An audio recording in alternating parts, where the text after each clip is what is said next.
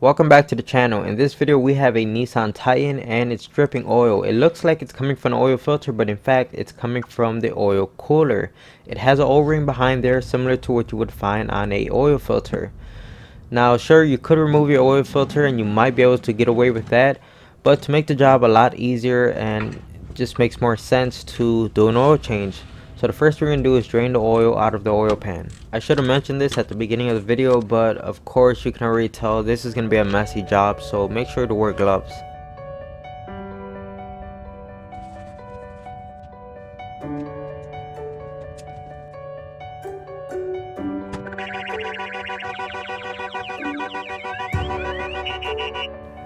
The hood struts on this truck are pretty weak, so when a gust of wind came by, it just slammed the hood closed. The alarm went off and I had to run into the house to get the key so I could deactivate the alarm. I let the oil drain out for as long as I can, but it seemed like it was never ending, so I cleaned off the bolt and reinstalled it. If you have a new crush washer, you should always replace it. At this point, we're going to go ahead and torque down the bolt. You want to make sure you always torque it down to spec. Do not over tighten it because it's really easy to damage the threads on your pan. Oil filters can sometimes be difficult to remove, so there's different tools to help you with that. As you can see, there's like a plier type, and they also have these which are like giant sockets. Now this black one right here happens to fit with the filter that I'm working with, so it's what I'm going to use. You could find these at your local auto parts store. It's a pretty common tool and they do a really good job at removing stuck or stubborn oil filters that have been on a car for a very long time.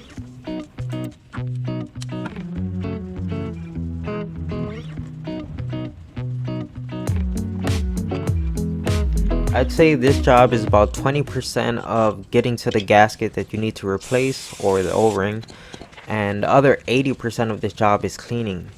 You really want to clean up as much as you can in this area because you don't want the new O-ring to be contaminated or take a risk of getting a future leak, because if it's not a perfectly clean tight seal, you're gonna have another oil leak.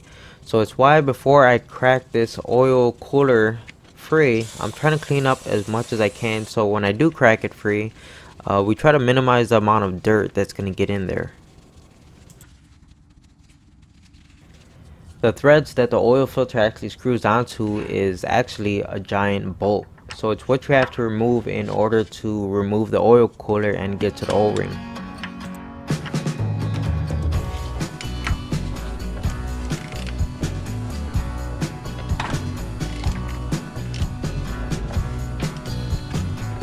As you can see, the oil cooler has two hoses connected to it, one on the left side and one on the right side, and they actually have antifreeze in them.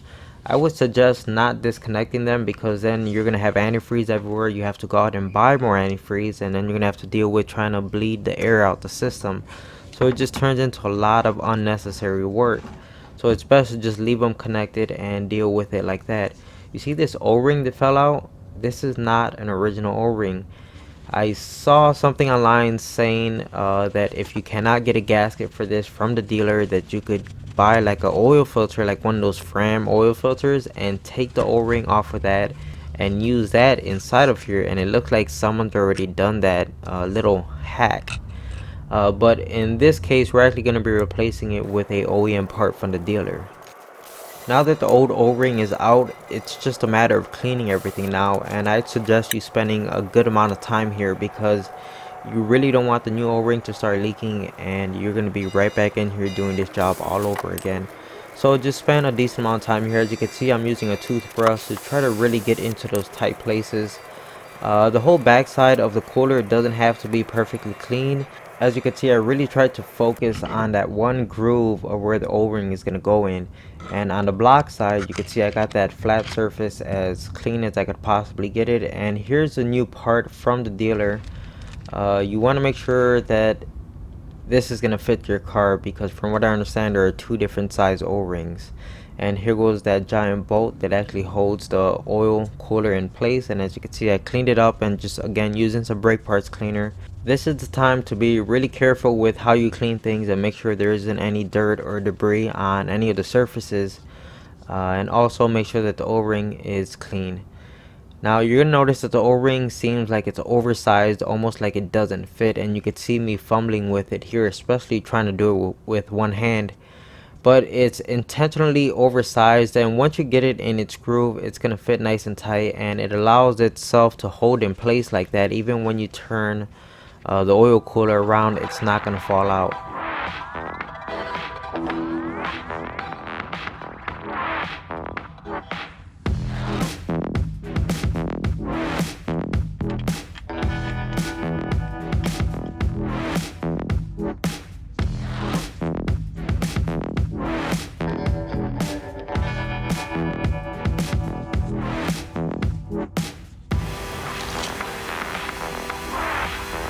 One thing to keep in mind is that the block does have a sort of alignment tab, and that's to make sure that the oil cooler sits in its correct place. So you really want to make sure you line that up before you start bolting it down, because if it doesn't sit right, as soon as you turn the engine on, you're going to have an oil leak. And just like the drain bolt for the oil pan, you want to make sure you torque down this bolt as well.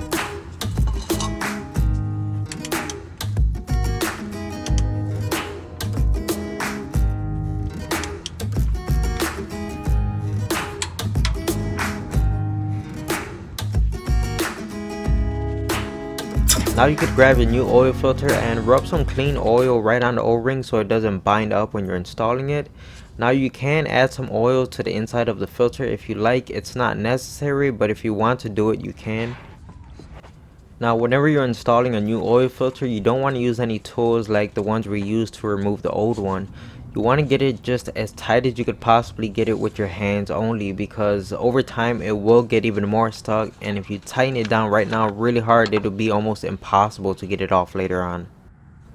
Now it's time to add in the new oil. Here I only have 5 quarts with me because it's what the owner dropped off when he brought the vehicle over, but I believe this truck takes more than 5 quarts. So he said he was going to add the oil once he got the truck home with him, but the 5 quarts was good enough to get it past the minimum range. Of course, you want to keep checking your dipstick to make sure you're at the proper level.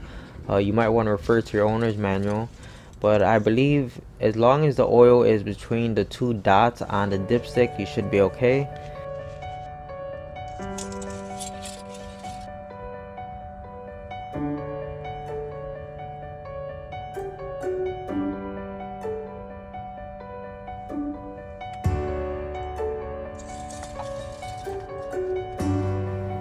And now is the time to turn the truck on and check for any leaks. You really want to pay attention to this area right here, because if you did have one of the O-rings leaking, that's where you would see the oil coming out of.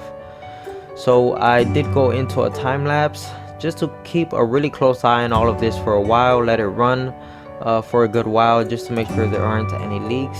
And all of this nastiness down here, I did end up cleaning all of this up the best I could, and when the owner came to pick up the truck, I showed it to him and he was really happy with the way it turned out.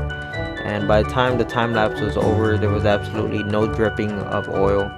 So that's it for this one, guys. I hope you enjoyed the video. If you did, give it a thumbs up, and like always, thanks for watching.